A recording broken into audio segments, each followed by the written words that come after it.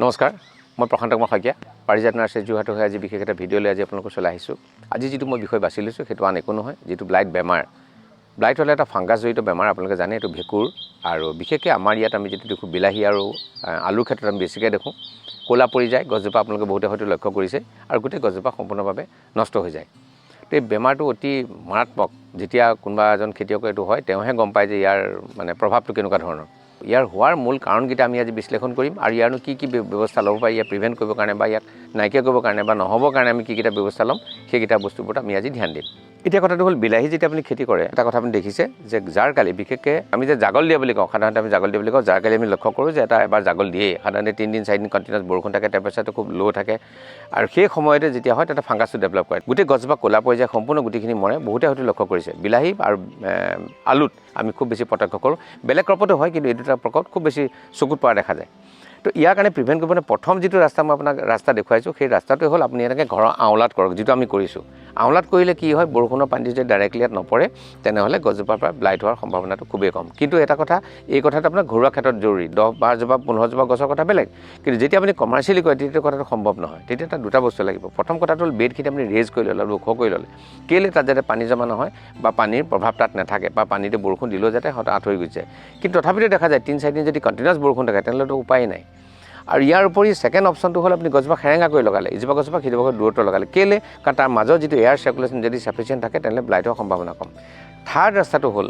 যদি আপোনাৰ গছ লগোৱা আছে গছ ইতিমধ্যে হৈ গৈছে তেনেহ'লে তাত এটা কাম কৰিবলৈ তলৰ ডালখিনি আমি কাটি দিব লাগে যেতিয়া আমি কটাৰীখনে কাটিম ধৰি লওক কটাৰীখন প্ৰতিজোপা গছ কটাৰ পিছত তেনেকৈ আপোনাৰ এটা চলিউশ্যন আমি ডুবাই ল'ব লাগিব যিটো আমি ডিছইনফেক্ট কৰি ল'ব লাগিব কটাৰীখন কাৰণ নহ'লে এজোপা গছৰ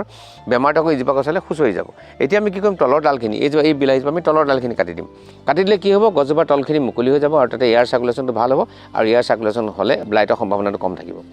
ইয়াৰ দ্বাৰা দুটা কাম হয় এইটো ধৰণে যে তলৰ যদি পাতখিনি আমি কাটি দিওঁ তেতিয়া এক্সট্ৰা পাতখিনি যিটো খানা খাই আছিলে সেই খানাটো নোখোৱা হ'ব গতিকে গুটিৰ পৰিমাণ বেছি হ'ব এই কথাটো লক্ষ্য কৰিবলগীয়া গতিকে মাজে মাজে খুচৰি আপুনি সাৰ পানীটো দিবই আৰু দ্বিতীয়তে আপুনি মই ক'লোৱেই যে ভেটিটো আপুনি ওখ কৰি লগাব আৰু ঘৰুৱাকৈ লগালে ডমেষ্টিক ৱে যেতিয়া আপুনি লগাব এনেদৰে যদি ঘৰ দাঁতিত আপুনি লগায় তেনেহ'লে ব্লাইট হোৱাৰ সম্ভাৱনাটো কম কাৰণ কেলৈ বৰষুণৰ পানীটো ডাইৰেক্ট নপৰে এই ক্ষেত্ৰত মই লক্ষ্য কৰিছোঁ কেতিয়াবা পানীটো যদি আপুনি এনেকৈ নেৰাৰ পানীটো যদি চিধা পৰি পেলাই যিটো অংশত পৰে সেই অংশটো ক'লা পৰি যায় গতিকে স্বাভাৱিকতে এইটো লক্ষ্য কৰিব লাগিব যে গছজোপা অকণমান যদি প্ৰয়োজন হয় অকণমান বান্ধি মেলি তাক চাইডলৈ থৈ দিলে হ'ল মানে ঘৰৰ ফালে টানি থৈ দিলে হ'ল আৰু যদি হয় যিকেইটা পাত হয় লগে লগে আপুনি কাটি দিলে এই ক্ষেত্ৰত আৰু এটা কথা মন কৰিবলগীয়া এতিয়া মই কাটিবলৈ বেয়া পাইছোঁ কিন্তু এই ক্ষেত্ৰতে মন কৰিবলগীয়া যদি আপুনি কাটোতে আপুনি দেখিছে এনেকুৱা যদি কোঁহ থাকে এনেকুৱা কোঁহ আপুনি কাটি পেলাই লগে লগে হৰমন দি পেলাই বা নিদিলেও বালি যদি গুজি থৈ দিয়ে তেনেহ'লে সুন্দৰ গছজোপা গছ এমাহ ডেৰমাহৰ ভিতৰত আপুনি এটা প্ৰডাকশ্যন পাই যাব কাৰণ গুটিৰ পৰা আকৌ পুলিটো হওঁতে যিমান সময় লাগে তাতকৈ এই কোঁহটো অলৰেডি মেচিয়ৰ হৈ আছে ইয়াত ফুল অলৰেডি ফুলিবলগীয়া হৈছে গতিকে স্বাভাৱিকতে প্ৰডাকশ্যনটো সোনকালে হয় এই কথাকেইটা আপুনি মন কৰিব ইয়াৰ পাছৰ কথাটো হ'ল যদি এই গোটেইকেইটা কথা আপোনাৰ কণ্ডিশ্যনৰ পিছতো যদি আপোনাৰ ব্লাইট হৈছে তেনেহ'লেতো উপায় নাই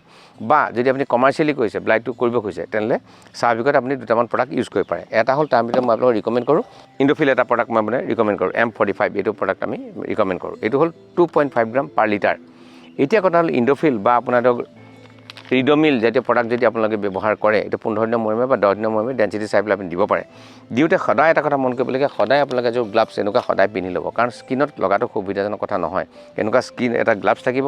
এটা আপোনাৰ এনেকুৱা মাস্ক থাকিব আৰু এখন এনেকুৱা চশমা থাকিব চশমাটোৱে চকুটো প্ৰিভেণ্ট কৰিব মাস্কটোৱে আপোনাৰ নাকটো প্ৰিভেণ্ট কৰিব আৰু এই গ্লাভছযোৰে আপোনাৰ হাতত ডাইৰেক্টলি ইনচেক্টিচাইড লগাৰ পৰা প্ৰিভেণ্ট কৰিব এইকেইটা কথা যদি আপুনি লক্ষ্য কৰে তেনেহ'লে আপোনাৰ নিজৰ কাৰণেও ভাল আৰু স্বাস্থ্যৰ কাৰণেও ভাল স্বাস্থ্যৰ কাৰণে